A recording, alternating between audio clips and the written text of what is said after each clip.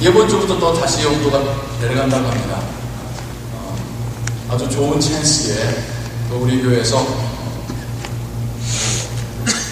우리 이웃을 향하여 찾아가서 그들과 함께 할 수 있는 좋은 기회를 가졌었습니다. 지난 수요일부터 있었던 이주 노동민들 캠프와 그들의 학교를 방문했던 사역에 대한 이야기들을 여러분과 함께 나누고자 합니다. 총 16명이 왔습니다. 저를 포함해서 16명이었고요. 어리게는 초등학교 4학년 포스트 그레이드부터 많게는 만 70세 군사님까지 아주 넓은 레인지, 넓은 세대가, 많은 세대가 함께 방문했었습니다. 출발 전에 사진이고요. 그래서 그곳에서 식사를 하는 모습입니다. 저희가 주 베이스를 학교 건물로 삼았습니다. 그래서 여기가 그냥 초등학교가 아니라 기술학교더라고요. 굉장히 넓고 많은 퍼실리티가 있었고 교실이 있었기 때문에 또 저희도 그곳의 식당에서 이렇게 서빙을 받을 수가 있었습니다. 여러분, 저 식사를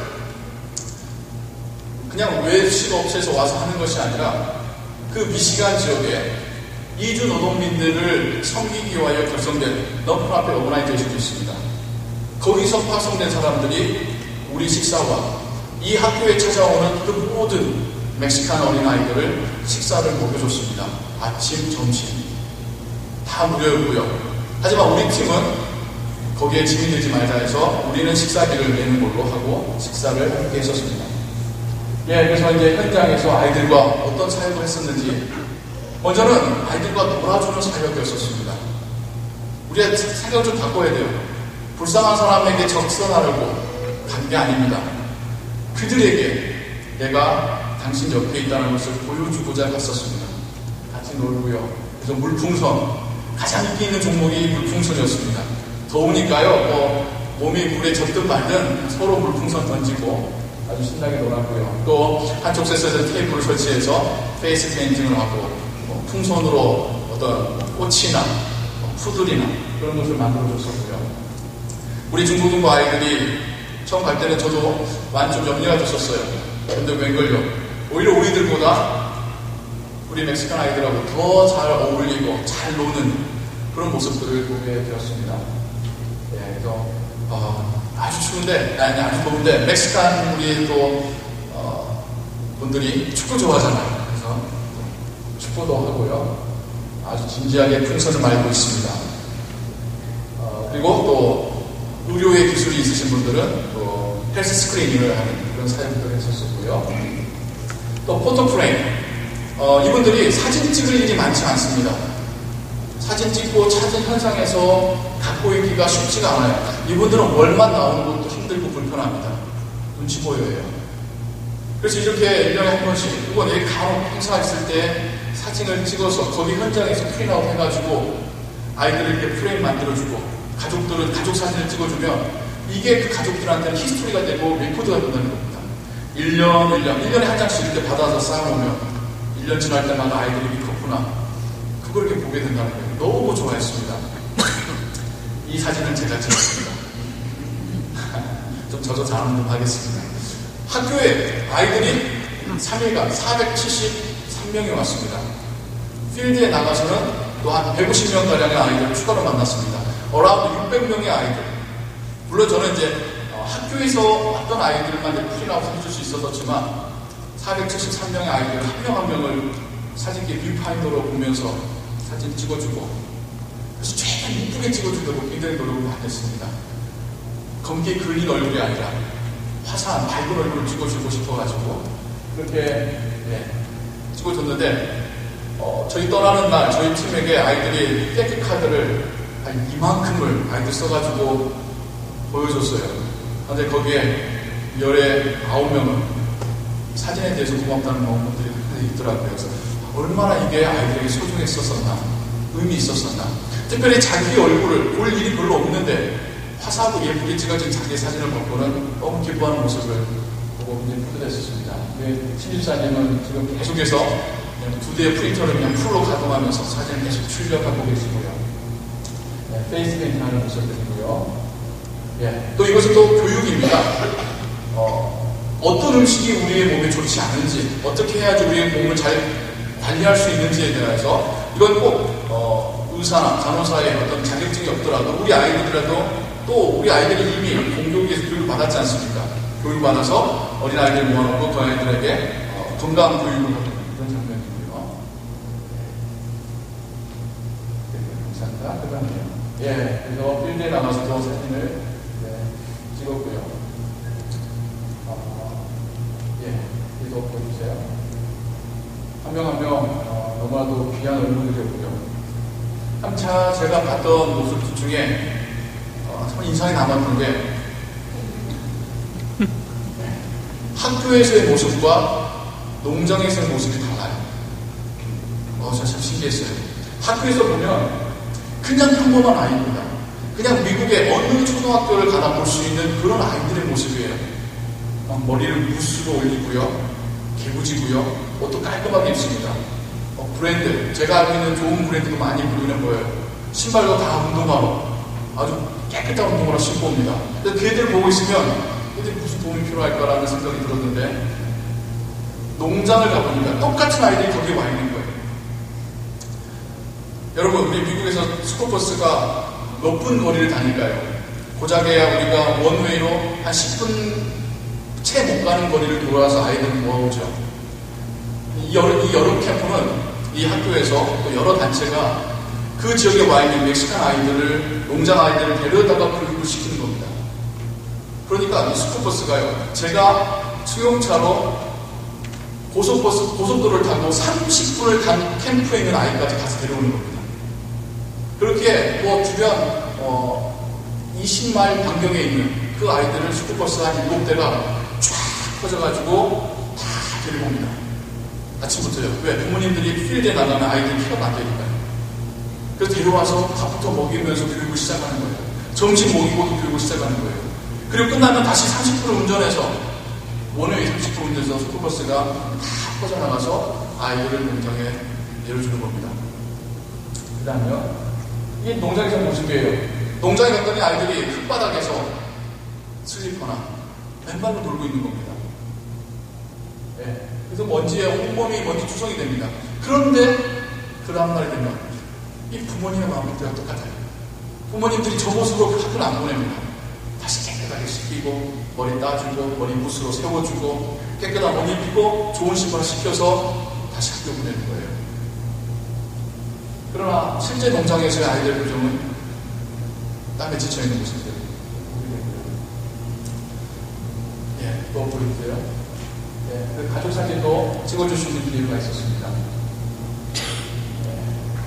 모델 포스가 나오죠. 우리 아이들은 똑같아요. 친구들이 모이면 제잘 되고 까불고 장난치고 이빨 빠져가지고 웃고 있고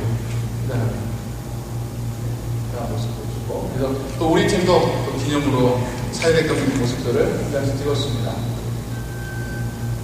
여러분이 생각하는 것보다 여러분의 자녀들이 훨씬 잘합니다. 잘 적응하고요. 그 다음에 목사님도 손에 지문이 닳도록 사탕을 쌌습니다. 우리 반 팀들도 너무 은혜 많이 받고, 우리 팀만이 한 게 아니라요, 똑같은 수요에 또 나인마리에 있는 장로교회와 함께 두 팀이 연합을 해가지고 정말 은혜롭게 사역을 마치고 돌아왔습니다. 그 다음에 이빨을 보여주고 있고요. 그 다음에 보세요.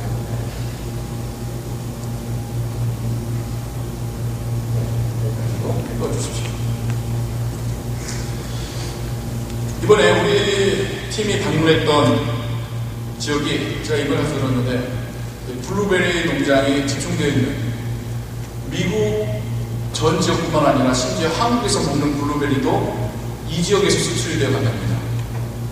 전 세계에서 제일 큰 블루베리 농장이 거기 있대요. 여러분, 근데 농장은요, 그늘이 없습니다. 그늘은 나무라도 있어야지 그늘이 있는데 밭이잖아요. 농작물을 수확할 밭에 여러분 나무 서 있는 거 맞습니까? 없죠. 그 어떤 농작물이어도 그걸 수확하는 농민들은 그늘 없는 곳에서 해야 합니다. 수많은 농약품들을 뿌리죠. 아주 독한 것들 뿐입니다. 그래서 우리도 씻지 않도록 먹지 않는. 그런데 그것을 살갗에 닿으면서 수확을 해야 돼요. 그러니까 이 사람들이 그 더워도 소매, 긴 팔, 긴 소매를 다 입고 합니다. 이게 농약이 묻기 때문에 조금이라도 상처가 나면 상처가 안 묻는 게 아니라 골마버리면 낫지 않는다는 거예요. 상처 안 나게끔 그 더워도 긴 팔, 긴 옷을 입고 있는 모습도 보았고요. 그들을 불쌍하게만 제가 묘사하려는 게 아닙니다. 그들을 향하여서 참 제가 이렇게 사역을 해보니까 교회 밖으로 나가보니까 이제 말씀드렸듯이 배 밖으로 발을 내디뎌보니까 이런 사람들이 있구나 하는 것도 보게 되는데요. 또 그들을 섬기는 사람들도 많이 만나게 되었습니다. 얼마나 인상적인지 몰라요. 한 팀이 지금의 이번 사역을 다 주도한 게 아닙니다. 전혀 상관없는 5개의 팀이 굉장히 유기적으로 서로를 배려하고 그 넓은 공간에서 딱 내 섹션만 차지해서 서로를 존중하면서 사역을 했었습니다. 우리 팀은 크래프트, 놀아주는 팀이었다고 한다면요. 밥 먹여주는 팀이 오는 거예요. 그 트럭 안에 그 세팅이 다 되어 있습니다. 그래서 오자마자 그릴을 설치하고 천막 설치하고 우리를 포함한 거기 있는 모든 멕시칸인들을 먹일 수 있는 몇백 개의 핫도그와 소세지를 쌓아놓고 계속 그것을 나눠주는 거예요.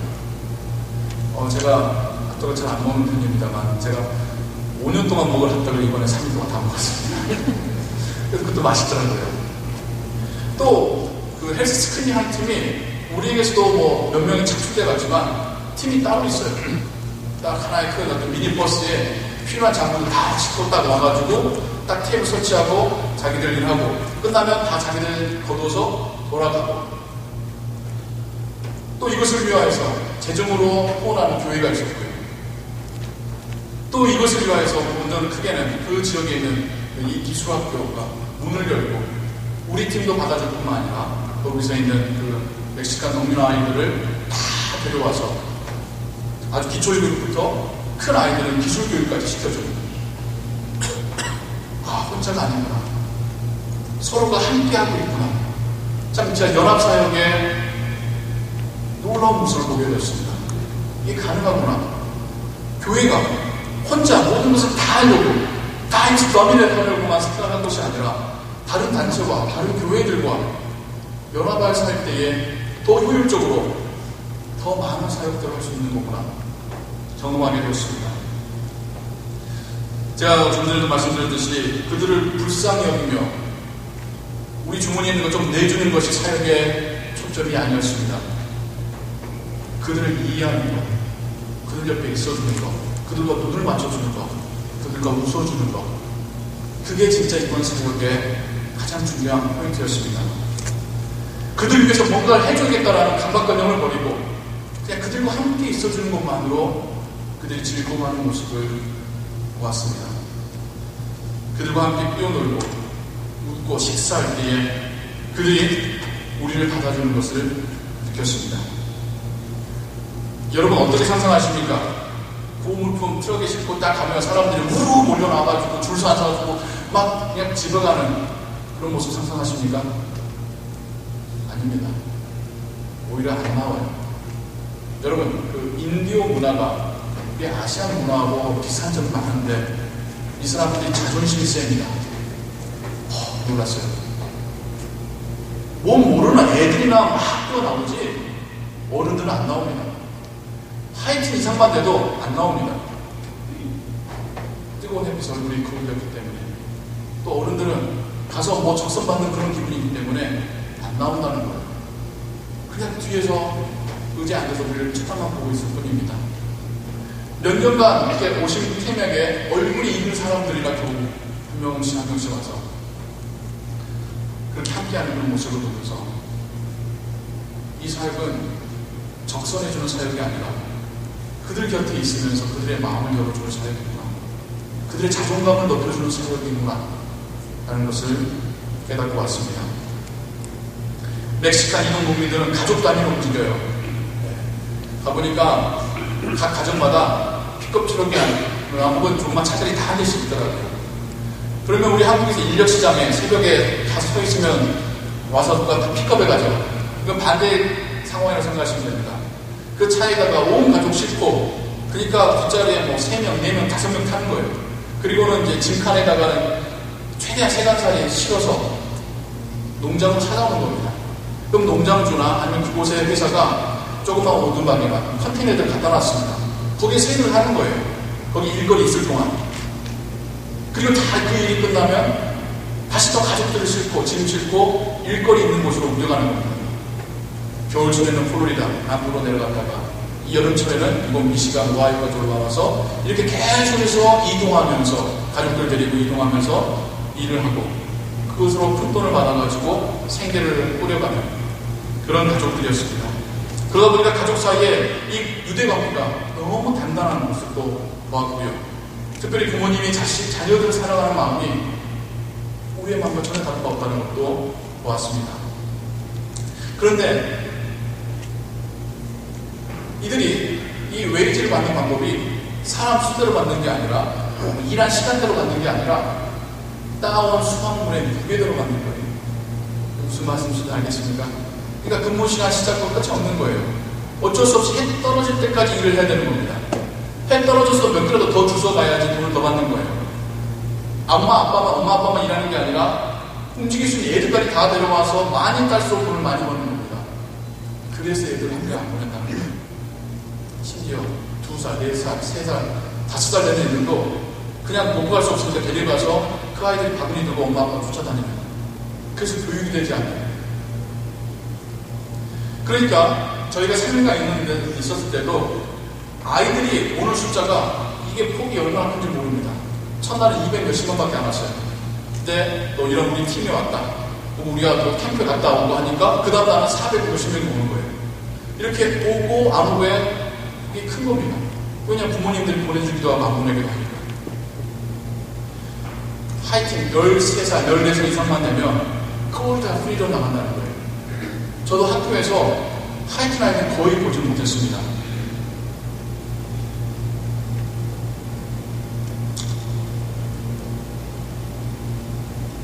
우리 주변에는 우리의 도움이 필요한 사람이 참 많다라는 것을 깨닫게 되었습니다. 제가 좀 전에 말씀드렸죠. 같은 똑같은 아이지만 학교에 있을 때와 농장에 있을 때의 모습이 천양지처럼 다르냐는 말씀을 드렸었죠. 참 우리 주변에는 너무나도 절실하게 나 돈 필요해요 드러내는 사람들은 있습니다. 그럼 그들 돈 필요하겠죠. 그런데 표현하지 못하지만 진짜 도움이 필요한 사람도 나타나는 사실을 우리가 잊지 말아야 합니다. 그런 이야기가 있어요. 사고 현장에서 아프다고 소리 지르는 사람은 그래도 괜찮은 사람입니다. 응급요원이 누구한테 먼저 달려가냐면 아프다는 신음도 못하는 사람에게 먼저 달려간다는 거예요. 그 정도로 아프기 때문에 우리 주변에 우리 눈에 보이지 않는 그곳에 아프다고 힘들다고 말도 하지 못하는 사람들이 있다는 사실을 우리 앞에 다 기억합니다. 마지막 그 아이들이 이제 마지막 날 학교할 때 그때가 제가 생각하는 하이라이트였던 것 같아요. 그때만큼 우리 팀이 다 나와가지고 스쿨버스 타는 그 통로에 서가지고 아이들을 환송하기로 했습니다. 아이들이 학교에서 똑같아요. 다 한 줄로 나오는데 그 3일간 봤다고 웃어주고 손 들어주고 하이파이브하고 그러면서 그 뜨거운 스쿨버스에 올라타는 거예요. 순간 제 마음 가운데 내가 이 아이들 언제 다시 볼까? 물론 내년에 다시 그 지역 갈 수 있다 보면 1년 만에 다시 볼 수 있겠지만 1년 후에 이 아이들 중에 여기에 다시 안 올 아이들도 많은데 지금 이 사역이 끝나면 나는 우리 집으로 가는데 얘들은 농장으로 가는구나. 너무 마음이 안 좋았습니다. 오히려 환송하면서 몇몇 어른들은 눈물을 흘리기까지 했었습니다. 참 많은 은혜가 있었던 이번 사역이었습니다. 우리가 얼마나 많이 누리고 있는가, 우리 주변에 우리가 못 보는 사람들이 얼마나 많은가, 그리고 우리가 할 수 있는 것이 얼마나 다양한가를 확인할 수 있었던 사역이었습니다. 물론 간 선교팀만, 봉사팀만 했다라고 저는 그렇게 말하지 않습니다. 함께 이곳을 기도해 주시고 후원해 주시고 다음 기회를 결심하시는 우리 모두가 함께 선교에 참여한 사람들인 줄로 믿습니다. 여러분, 톨리도 지역은 정말 이런 사람들이 많이 와 있대요. 75번 도로가 있지 않습니까? 8090 도로가 있지 않습니까? 이 오하이오, 이 농작물로 유명한 스테이트 아닙니까? 우리가 보지 못했지만 우리가 보이지 않는 저 깊은 곳에서 일하고 있는 그들이 있습니다. 가치가 있어주기만 해도 행복해하는 그들이 있습니다. 오늘 우리가 읽은 이 성경 본문은 잘 알려진 비유이죠. 선한 사마리아인의 비유입니다. 스토리가 어떻게 되냐면 예수님께 한 사람이 찾아옵니다. 율법사입니다. 그러니까 로에 대해서, 율법에 대해서 티처입니다. 얼마나 잘 알겠어요. 얼마나 그 율법대로 살아오려고 애쓰는 사람이 됐습니까? 이 사람이 예수님께 찾아와서 그 사람 마음 가운데 가장 중요한 화두, 질문을 주님께 던집니다. 글쎄 얼마나 기대하고 던졌는지 모르겠습니다. 어떻게 하면 영생을 얻겠습니까? 모든 기독교인들의 궁극적인 목적은 영생의 구원일 것입니다. 그렇지 않습니까? 우리는 영원한 생명의 구원을 얻기 위해 이것이 우리 신앙의 가장 최종적인 목표입니다. 우리가 묻고 싶은 것을 이 사람이 우리 대신해서 먼저 예수님께 물어준 거예요. 이 예수님의 대답이 재밌습니다. 너는 어떻게 율법서 읽었니? 네가 마음을 다하여 힘을 다하여 뜻을 다하여 하나님을 사랑하고 내 이웃을 내 몸과 사랑하라 했습니다. 맞다. 그런데 이 사람은 하나님을 사랑한다는 개념을 이해할 수 있었으나 이웃을 사랑한다는 개념을 잘 이해하지 못합니다. 성경에 이 사람에 대하여 어떻게 표현하냐면 자기를 옳게 보이려고, 자기를 드러내려고, 예수님 앞에서뿐만 아니라 지금 예수님 옆에 모이던 사람들 앞에서 자기가 얼마나 신실하고 경건한 사람인지 드러내고자 지금 이 이야기를 꺼냈던 거죠. 지금껏 자기가 살아왔던 삶, 율법적인 삶, 인정받고자 예수님께 나와서 지금 이 질문을 하고 있었던 것이죠. 지금껏 그가 해왔던 것은 하나님의 율법을 암송하고 그 율법대로 법을 지켜왔던 것이었습니다. 하나님 앞에서 자기가 깨끗하다고 여겼고 이것으로 충분히 칭찬받을 수 있을 거라고 여겼었습니다. 이 사람의 질문에 대하여 예수님은 또 다른 이야기 하시죠. 내 이웃을 내 몸과 같이 사랑하라. 그러면서 이 비유를 해주시는 거예요. 물론 하나님을 사랑하는 것이 먼저겠죠. 눈에 보이지 않는 하나님을 사랑하려면 눈에 보이는 내 이웃을 섬기는 방법으로 그 사랑이 표현됩니다. 여러분, 표현하지 않으면 사랑은 사랑이 아니란 말이 있죠. 내 마음 가운데 갖고 있으면 뭐합니까? 그게 표현이 안 되면 아무리 내 아내를 사랑해도 사랑하는 표현으로 행동하지 않으면 내 아내가 내가 사랑하는 것을 어떻게 알겠습니까? 보이지 않는 사람, 보이게끔 표현이 되어야 됩니다. 보이지 않는 하나님을 사랑하려면 보이는 사람들을 섬기면서 보이지 않는 하나님을 사랑하고 하나님께 영광 돌리는 것입니다. 오늘 우리가 읽은 이 예수님의 비유는 당시에 있었던 사람들에게 적지 않은 충격을 안겨주게 됩니다. 무슨 말인가 하니 첫 번째, 이야기의 주인공이 유대인이 아니라 사마리아인입니다. 마치 제가 지금 여러분들에게 이야기하면서 정말 어떤 한편의 스토리 가운데 멋있는 한 사람을 이야기하는데 그리고 그거에 비교되는 너무나도 정말 창피스러운 사람들을 이야기하는데 이 사람을 멕시칸 농민으로 창피한 사람들을 한국 사람으로 이야기하는 것과 똑같은 이야기입니다. 얼마나 들으실 때 불편하시겠어요? 예수님 지금 그렇게 이야기하시는 거예요. 자신들을 우월하게 여겼던 유대인들이었습니다. 예수님도 자기가 똑같은 민족이기 때문에 자기 편 들어줄 줄 알았습니다. 근데 예수님은 자신들을 이루신으로 여겼던 사마리아인을 주인공으로 내세우십니다. 이야기에 나오는 부끄러운 사람들은 모두 유대인들입니다. 여기서 우리가 한번 생각해 볼 점이 있습니다. 자신을 우월하게 생각하는 사람과 진정으로 높은 차원의 삶의 목적을 가지고 살아가는 사람과의 우리가 구분을 둬야 한다는 것입니다. 한국 분들이 상류 계층에 들어가기를 좋아합니다. 솔직히 그렇죠? 그래서 우리 조금만 돈을 벌어도 상류 계층 사람들이 살고 있다는 생각을 지우고 이사 가고요. 그 사람들이 쓰는 단어를 쓰는 걸 좋아하고요. 그 사람들이 갖고 있는 직업을 갖기를 좋아합니다. 솔직히 얘기하자면 그렇죠? 근데 그게 우리로 하여금 그런 사람들이 하는 걸까요? 아니, 물론 제가 말하는 것은 세상적인 상류계층이 아니라 진짜 우리의 밸류를 높이는 것이 그런 것들일까요? 우리의 의식이 헤어질 때, 우리의 신념에 맞추어서 행동할 때, 보이지 않는 곳에서도 다른 사람과는 다르게 행동할 수 있을 때, 그게 우리가 더 나아진 사람으로 가는 것이지 않을까요?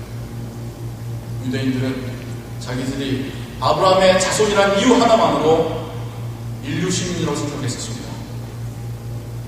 하지만 인류 시민의 행동을 보여줬던 사람은 오히려 사마리아인이었습니다. 우리는 어떤 그리스도인인가? 그래도 미국에서 번듯하게 이민에 성공한 한국인 기독교인입니까? 아니면 보이지 않는 곳에서도 정말 하나님께서 기뻐하시게 행동하는 그런 그리스도인입니까? 다음으로 예수님께서 하셨던 말씀 중에 우리에게 다음으로 충격을 주는 게, 예수님은 종교적인 행위를 말씀하고 계시는 게 아닙니다. 실제 삶 속에서 뭘 하느냐를 가지고 지금 이야기하고 계십니다. 심지어 종교적인 색채가 전혀 묻어나지 않는 그 행동에 대해서도 주님은 칭찬하고 계십니다. 오해하시면 안 됩니다. 신앙이 없어도 구원받을 수 있다는 것을 제가 말씀드리는 게 아닙니다. 신앙이 없이 하는 봉사는 하나님과 아무 관련이 없습니다. 또한 동시에 신앙이 있지만 봉사하지 않는 것은 열매 없는 신앙입니다. 신앙을 가지고 하는 모든 행위가 하나님께 칭찬받는, 하나님께 영광이 되는 행위라는 것이죠. 굳이 내가 뭔가를 주면서 예수님 때문에 주는 거야 하지 않아도 하나님 이걸 통해 영광 받으십니다. 굳이 교회 나오라고 지금 해주는 거야 하지 않아도 하나님은 우리 모습을 보며 기뻐하시더라는 것입니다. 우리가 주는 그 손길에 주님의 사랑이 담겨져 있다면, 내가 먼저 주님께 받은 그 사랑이 담겨져 있다고 한다면, 그걸 통하여 하나님이 영광 받으시고 계시더라는 것입니다.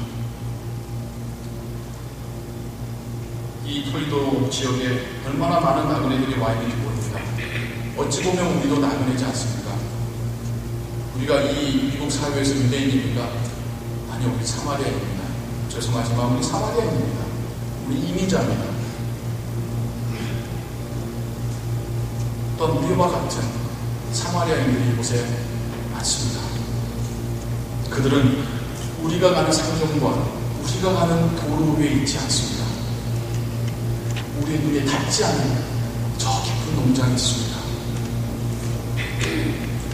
뿐만이 아닙니다. 이곳에서 페스티벌이 열리는 곳을 한번 찾아갔더니 30개가 넘는 인종과 민족들이, 언어들이 이 톨리도 지역에 있다는 것을 제가 보았습니다. 우리 교회 영문 이름이 뭡니까? All Nations. 세계를 섬기는 커뮤니티 처치죠. 이미 All Nations가 이곳에 와 있습니다. 여러분, 전 세계에서 가장 다문화, 다이버시티하고 여러 인종들이 오기를 원하는 나라는 미국입니다. 거기에 우리가 와 있습니다. 이미 우리는 선교지에 와 있습니다. 이미 우리 곁에 나그네들이 와 있습니다. 하나님께서 우리의 눈을 뜨게 하시길 원합니다.